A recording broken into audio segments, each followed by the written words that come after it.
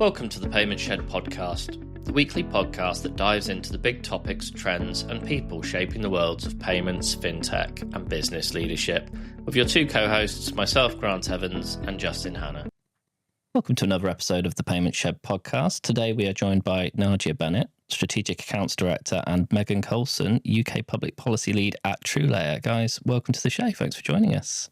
Thanks for having us. Yes, thanks for having us. Can you both tell us a little bit about your careers in fintech and payments today and what kind of led you to taking roles at TrueLayer? Nadja, if we start with yourself. Sure. I've been working in the payment industry since about 2008. Worked for a number of acquirers, gateways like Global Payments and Barclaycard and Cybersource. And then I joined TrueLayer about 3.5 years ago to take on the good fight for open banking. What about you? My journey's a little bit different. So I work in the policy team at TrueLayer. So I've always had a background in working in public policy, originally for the Confederation of British Industry, so looking sort of cross-economy, cross-industry. Some time in Brussels, in London, which sparked my initial interest in financial services policy. I then moved over to the regulator, the FCA, spent some time there in their public affairs team. So working with senior members of the FCA to understand how the broader political environment impacts them as a regulator, which was very fascinating. And then changed working environment completely and came over to TrueLayer to join the policy team. Open banking is an interesting one because there's sort of that, you're right at the intersection of sort of broader policy, regulation, seeing how the tech's evolving. So that was what sort of piqued my interest. And yeah, I've been at TrueLayer for coming up 2 years now. Nice. And from a policy perspective, what problem was open banking really meant to solve kind of in the UK? Yeah, it's a really good question. If you could sort of cast your minds back to the origins of open banking, and I think looking at the UK specifically, it started off as sort of the CMA looking into whether there was a lack of competition specifically in the retail banking sector. This is off the back of the financial crisis where a number of sort of banks collapsed and that concentration risk increased even more. So the CMA looked into that. They discovered that, yes, there was a lack of competition there, and there were a number of remedies that were introduced off the back of that. That led to the establishment of the Open Banking Implementation Entity, which is now Open Banking Limited, which was tasked with kind of putting those remedies into practice. And all of that was around originally for consumers being able to shop around a bit easier to see if they were getting the best deal with their retail bank. The UK was quite unique in the sense that at the same time of all of that going on, we had PSD2 coming into effect. This obviously, of course, was when the UK was still part of the European Union, so European law applied to us. So we had the confluence of both the CMA order coming in, but then also PSD2, which had some really clear objectives in terms of injecting competition, driving innovation in payments.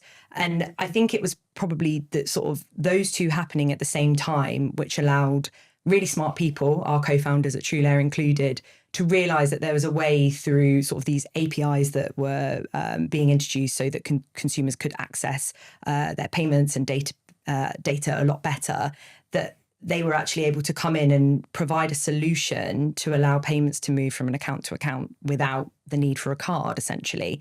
So open banking was always sort of introduced to inject more competition into the system, originally for retail banking, but you kind of got a Brucey bonus there in the sense that, yeah, you were able to leverage it in a way that meant that you could facilitate payments without cards. And so I think that's led to a really flourishing and innovative open banking ecosystem that is worth well in excess of 4 billion today.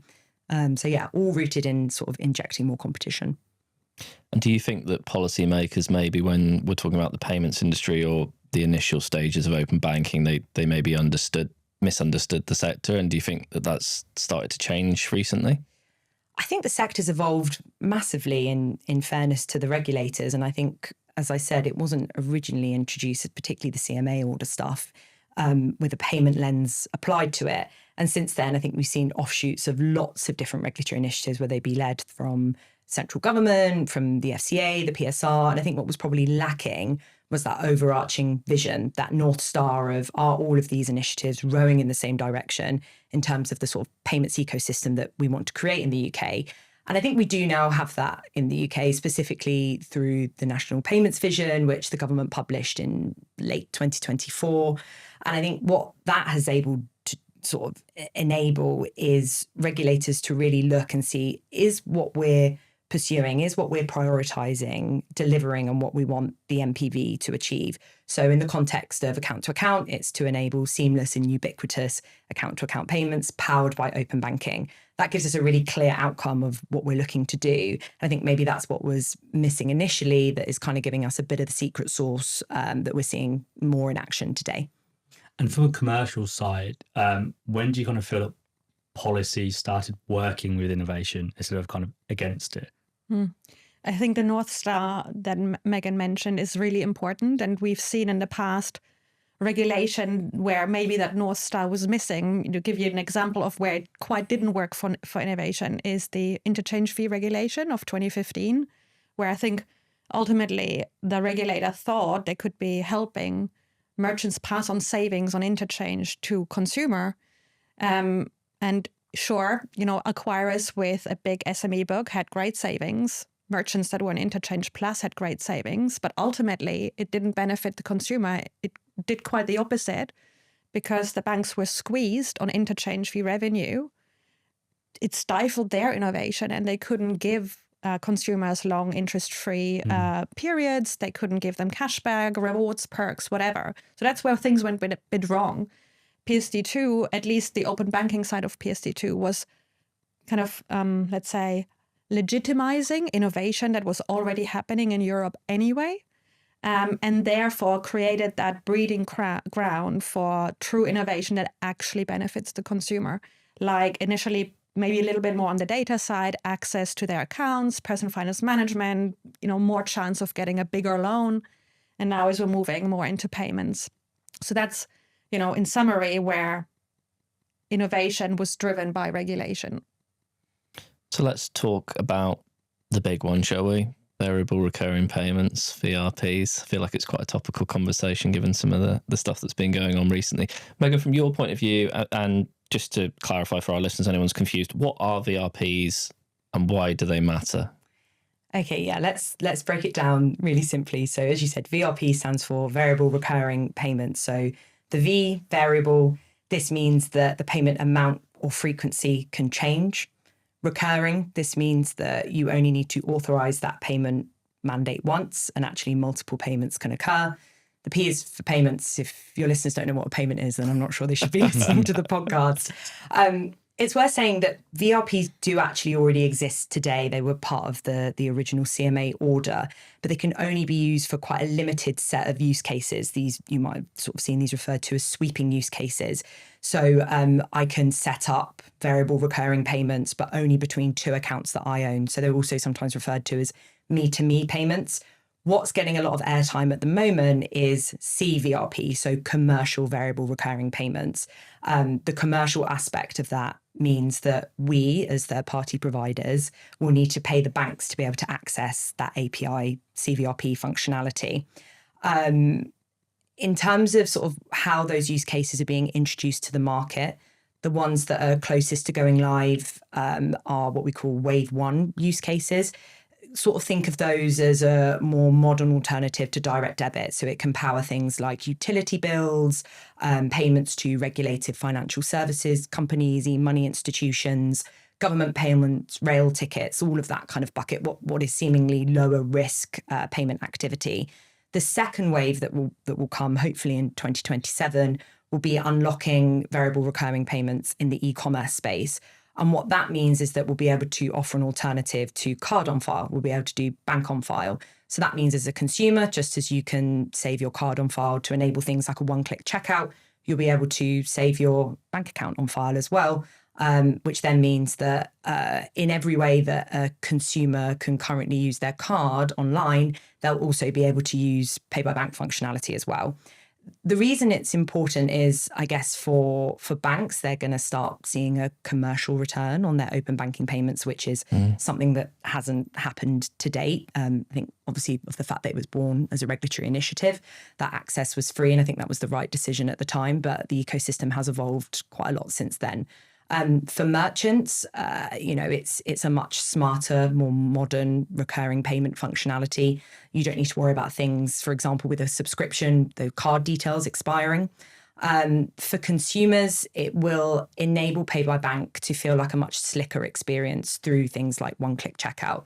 And I guess the reason all of it matters is that the ways pay by bank traditionally have been able to be used have been limited.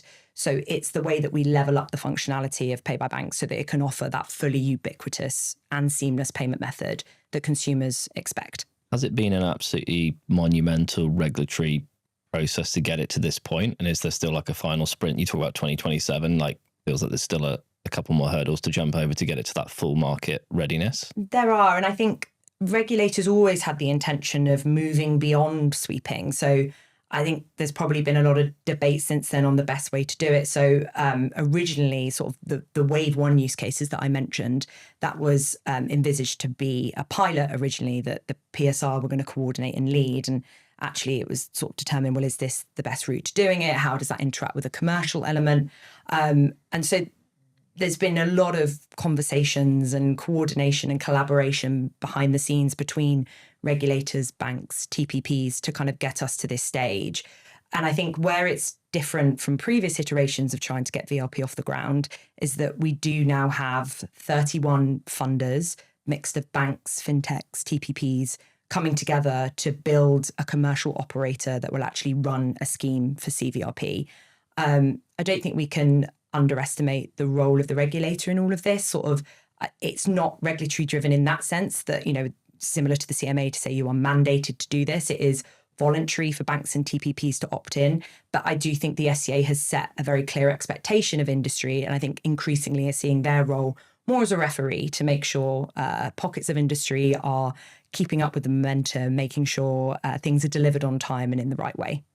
Now, from a merchant perspective, because I speak to a lot of merchants that are being sold VRPs, right?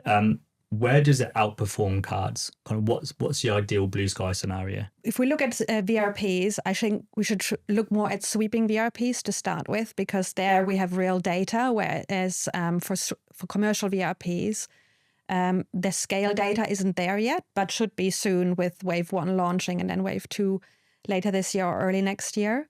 For us, VRPs are very real. We have about 4 million successful ones on a monthly basis. And in the past, obviously, cards have been just convenient. They have the Remember Me function. They're higher cost, higher fraud, and there is a bigger risk of churn. What VRPs bring to the table is the exact opposite. Lower fraud, lower cost, lower operational overhead, and consequently also lower churn.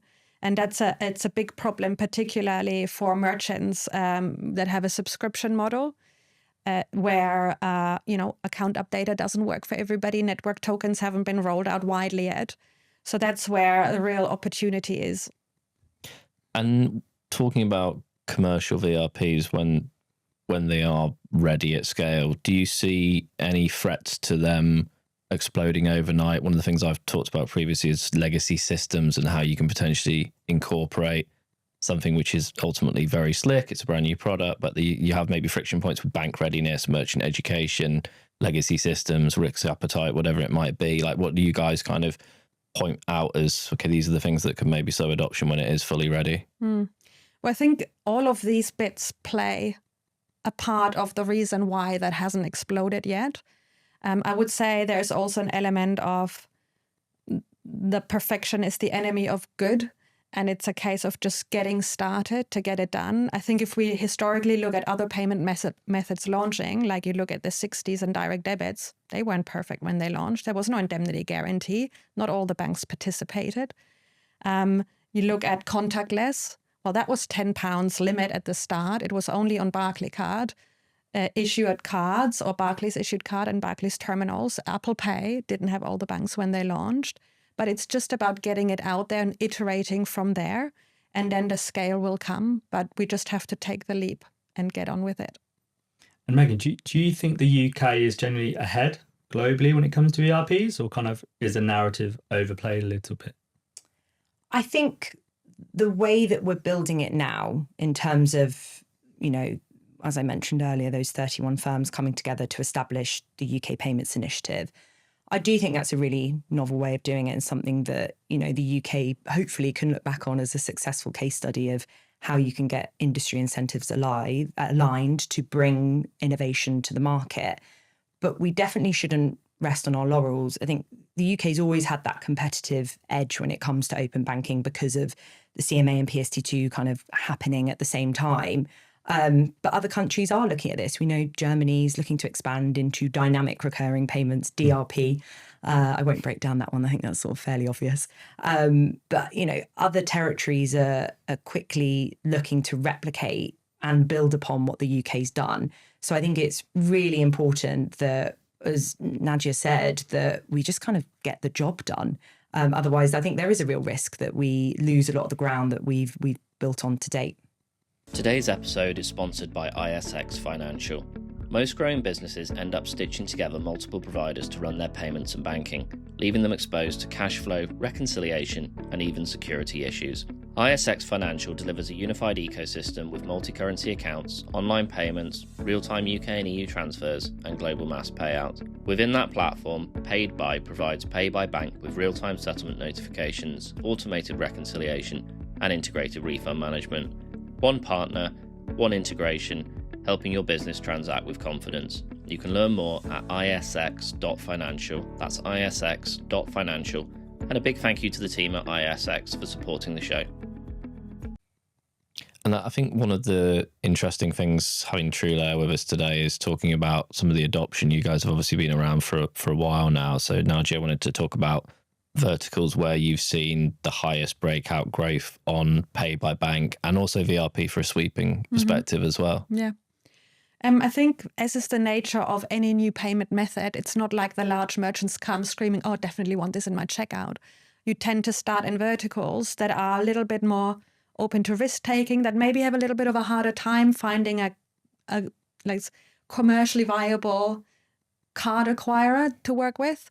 And so we've had great success in financial services space, in iGaming, where we've reached a stage where merchants don't even think about whether they should have this or not. It's a must-have in the payment selection for consumers. And in some cases, they've even disabled cards, particularly in financial services for sweeping, like some of the neobanks using it.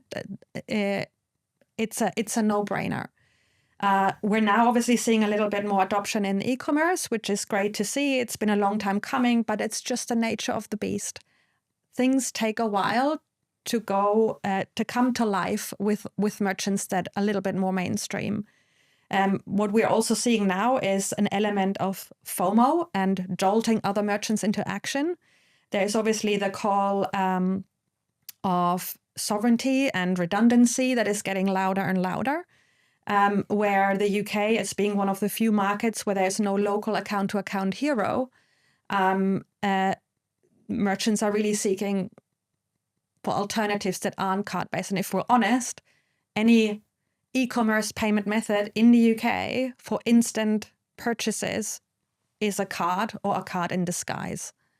And so bringing Pay by Bank to e-commerce and mainstream merchants, and then hopefully soon, in wave 2, bank on file, that is where we're moving towards. It's a good point there. Kind of, you spoke before about the pros of open banking versus cards, but also how they can sit alongside cards. So when you're speaking to CFOs, yes, there's cost reduction, conversion, fraud, cash flow. When you're speaking to these businesses, are they aware before you speak to them of the benefits of open banking? I think CFOs generally probably care about all the things that you mentioned there, but generally also they care about commercial viability. And I think open banking in the past hasn't done itself any favors by saying it's, 80% cheaper than cards, because the reality is for really, really large merchants, that is not the case. And so what CFOs and the merchants we speak with care about, though, is they know this isn't a charity project. It has to be sustainable and commercially viable for everybody that is part of the chain. And for them, that means the cost of the payment, it means lower fraud, but it obviously also is quite attractive that they can have instant settlement that gives them better cash flow. So it's about translating this now into something that they can understand, like the higher conversion for some merchants can bring more revenue. It can be used as a fallback method if cards don't work. And I think we have to remember, like very often, I personally speak to very, very large merchants who have an army of payment people that work for them that can trigger all the SEA exemptions and so on and so forth. And the conversion is amazing. But the vast majority of merchants don't have that luxury. They really struggled after, like, the downside of PSD2, let's say, the SEA implementation on cards really dunked some of the card conversion. And so they are quite happy to see that they can get a payment method here that matches card conversion at a lower cost. And Megan, do you think that policymakers are talking enough about merchant incentives, or are they still too focused on the banking outcomes that come from open banking? I think it's definitely shifted. And I think that awareness that there are very clear benefits to merchants off the back of this has really sunk in across the regulatory piece.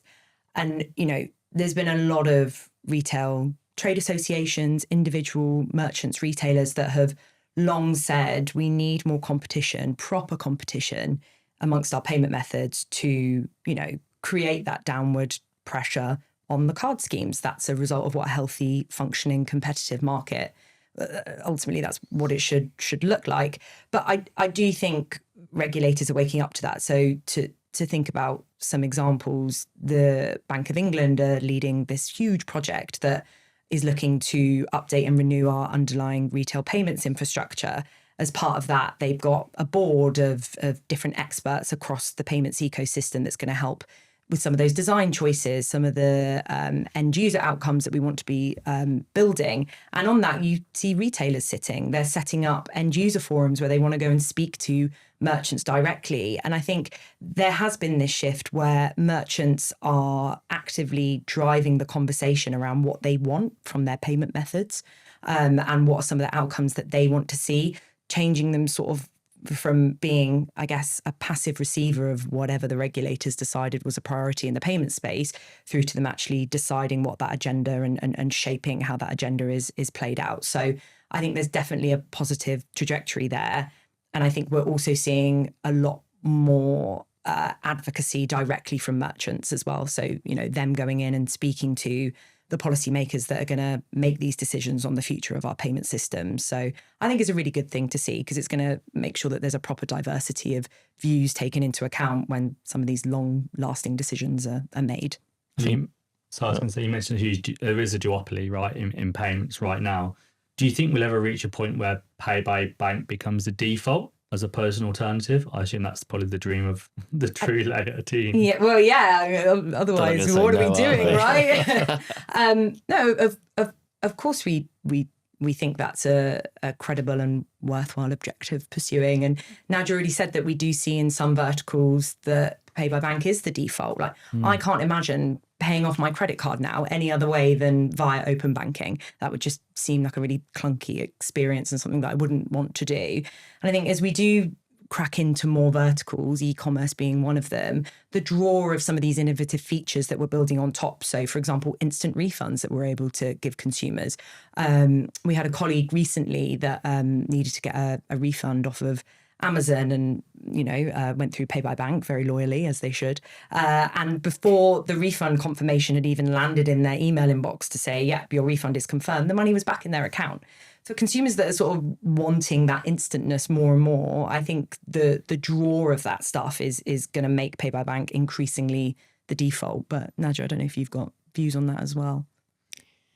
Yeah, I don't think it has to be one or the other, right? It's what is key is optionality for consumers, and there isn't enough optionality in the UK compared to some of the other markets that we operate in, and redundancy for merchants, right? The calls are getting louder and louder. There are obviously, the card schemes or card acquirers don't fall over every other week, but it does happen, and we've had cases where certain, don't call out anybody specifically, but like payment methods or providers went down, and the merchants that were working with us were happy to have us in there as an alternative in the UK, because there is not much choice.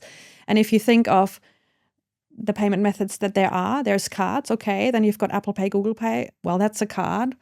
Then you've got PayPal, well, that's usually fed by a card. And then you've got buy now, pay later. Oh, well, that's paid off with a card. So what is there? Like, and I think, like we were already alluding to, it's just not us banging the drum, right? It's in the national payment vision that is supported by the Treasury and pushed by the regulator. And this isn't just the UK. The National Payment Strategy of Ireland says the same. You will have all seen the recent movement on the old LinkedIn for sovereignty and what's happening in the EU, just calling for alternatives that work everywhere. And, you know, there is one that already works everywhere across the countries, where you have broad coverage in terms of banks that enable the API access, in terms of consumers that have bank accounts that could immediately be used. And the merchants just kind of need to put it in place, and the rest will follow, like we've seen with these other payment methods. I feel like we're in a payments cold war at the moment with this all this sovereignty talk. It's like the US are allies, or MasterCard and Visa are like some sort of cold war experience in payments going on. But no, in terms of then, when we talk about one of the big ones, I mean, we've covered VRPs, and I completely agree around the failover piece and running one doesn't have to replace the other. But when we talk about innovation, and the shackles really been off with Pay by Bank as we've explored different iterations of it, the big common pushback from the card industry in particular is consumer protection, right? And I'll ask this to both of you, right? But is that going to kill innovation? And what's the way forward as far as consumer protection is concerned with Pay by Bank? I think when we're answering this, let's be clear, we're talking about purchase protection. Yeah. Consumer protection exists in Pay by Bank. If something goes wrong with your payment, for example, heaven forbid, hopefully not a TrueLayer payment, if it was the wrong amount, for example, you are protected under the PSRs, as is any other payment method that you use, and you are fully entitled to go and get a refund as a customer. You also have the Consumer Rights Act, underlying protection for majority of purchases in a UK context. And I think there's a nuance to this debate, right? That we're talking about purchase protection. Do I need the same level of protection for going to buy a coffee at the coffee shop that I'm going to drink there and then? And if it's not great, I'm probably going to go back up to the barista and say, please, may you remake this? Versus if, for example, I'm buying a washing machine.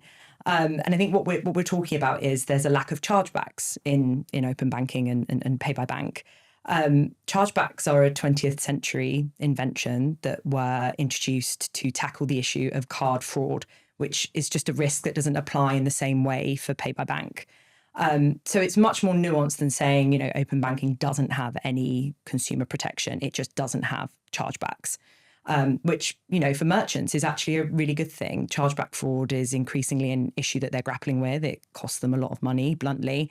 And so why would we want to add on a feature of protection that has all of those frictions and issues with it baked in?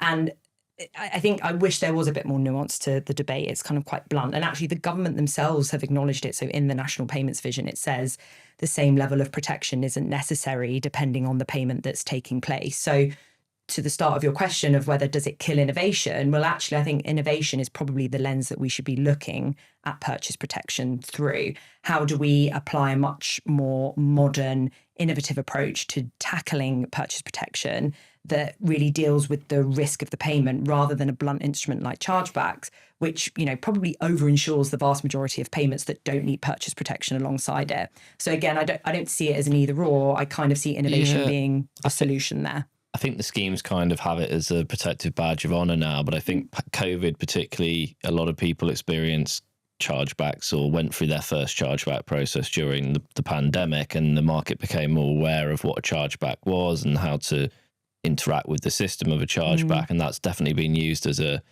portrayed as a defensive mechanism, I think, when people are buying products and services, holidays, whatever it might be. But also we've seen businesses that have gone under, and the first thing they do is go and speak to your bank, and your bank will go and speak to the payment company that processed the payment, right? Raise a charge. You're encouraging people to raise chargebacks, right? Yeah. So that fraud element you talk about is certainly interesting as well. But does that then mean this is something that needs to be taken by marketing teams of organizations like TrueLayer and pushed out as, well, hang on, guys, let's call out the BS here, right? Like if that's what we're talking about ultimately. We haven't quite moved to getting the marketing team on it, but I should say that I think there is a lot of misinformation out there, and if there are gaps, clear, like the insolvency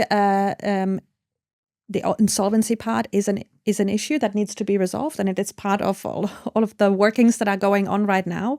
But the reality is also, like Megan was already alluding to, chargebacks don't work very well for the vast majority of merchants that we speak with, and I speak with enterprise merchants exclusively. They are quite happy to take back control of that process. They want to make their customers good if things go wrong, in the vast majority of cases. But the reality is one of the Merchant Risk Council's payment and fraud reports showed, one of the recent ones, that first-party misuse, friendly fraud, is the second biggest fraud reason for merchants, second only to policy abuse. So not even real fraud, and that's a massive problem. People just chancing it, going to their bank and being waved through, and the merchant has to deal with it. And we have this unique opportunity to find a better way of dealing with this. There are reputable merchants out there that want to make them good. They have their own policy to make the customer good, but you have to differentiate between a real issue and someone that is just chancing it. And do you feel like the regulation gives you leverage with the banks, with where we're at now when it comes to open banking? I mean, regulation, I think there's a difference between regulation that enables our growth and regulation that, ultimately can slow things down. And I don't think that's just true for open banking, but probably if you speak to any firm sort of navigating the financial services regulatory system at the moment, it's quite an active debate between, well, what is enabling regulation? What is kind of the more compliancy, red tape stuff that we want to cut so we can unleash all of this, this growth that ultimately the government's looking to drive. And I think there's a new approach to that through obviously the commercialization of open banking. No. Do you want me to just carry on? Yeah, just carry on. Just the builders. I was like, what was that? I thought that was the FCA coming in then. So that should change through the commercialization of open banking, and the banks have sort of said, well, through commercializing it, that gives us an incentive to provide a better user experience, reduce friction, etc. But regulation can also help with that. So within the current regulatory framework, there are things that prevent banks from putting obstacles in place if a consumer wants to use open banking. So I think that regulatory bedrock has always got to exist in terms of making sure banks are consistently offering a really good consumer experience. I think the UK is falling behind a little bit here. Our payments, the PSRs, haven't been updated in nearly a decade now. We know the EU has just finalised PSD3.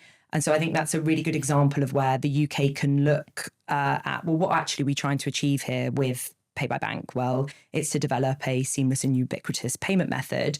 And how can regulation support in that goal? So as I said, are regulations tight enough in terms of making sure we're seeing a consistently good experience across banks? We know that the amount of authentication screens, for example, a consumer has to go through really varies depending on who they bank with. They should sort of be trying to level up to the highest bar rather than coming down to being, well, we're just scraping here through from a regulatory compliance perspective. So it'd be interesting to see how, when you have both the commercialization incentives plus there being a much stronger sort of regulatory foundation to build on, how that actually translates through to a better user experience. So if we jump forward 5 years, what would you like to have seen disappear in that time that have been the roadblockers that have held us back in this market? I think there's a few answers to that question, right? I think ultimately it's this arbitrary sense of the ways open banking can be used. I think in every way a consumer can use their card, I want them to also be able to use Pay by Bank. And while regulation has been really good at enabling a lot of that, that has also restricted us in terms of the use cases and ways that we can offer and share the product to market. success in 5 years hopefully means invisibility in a weird way. I don't really want us sat around talking about whether pay by bank is a good alternative to add on to the checkout. It should just be the way that we are, powering our subscriptions, buying our groceries, hopefully buying our cup of coffee in person as well, because in-store is something that is actually neglected a lot in a lot of these conversations. But ultimately, if you're looking at a ubiquitous payment method, in-store transactions is something that we need to grapple with as well. So I think it's a much better user experience. It's the full suite of use cases being available out there, and that actually regulators aren't afraid to kind of use that regulatory foundation to level up the experience across the banks. What's the biggest risk, do you feel, Nadja, if we get this wrong? I don't think there's such a thing as a risk of failure. This is high on the agenda for the Treasury and the regulators. I don't think there's a risk that it will completely flop. It's more like the speed to market and the fact that we need to accelerate what we've got, like Megan said, so we don't get left behind in other markets, to ensure that merchants and consumers have the right payment methods available, have redundancy in the checkout. And so we're on the right path, but we can't take the foot off the gas pedal now. And this is maybe not necessarily specifically an open banking question as we come to the end of our chat, but what is the one thing in payments that excites you both the most right now? Nadja, I'll start with you. For me, it's the delta, the kind of the gap between what we know, what TrueLayer is working on, and what the market doesn't know just yet. It's an amazing time to be in the open banking space and to be able to work with some of the most exciting businesses to bring this to life, to be part of this shift in how consumers pay in the UK and in Europe is immensely exciting. For me, I think it's a little, you said payments, of course, I'm going to talk about pay by bank and open banking.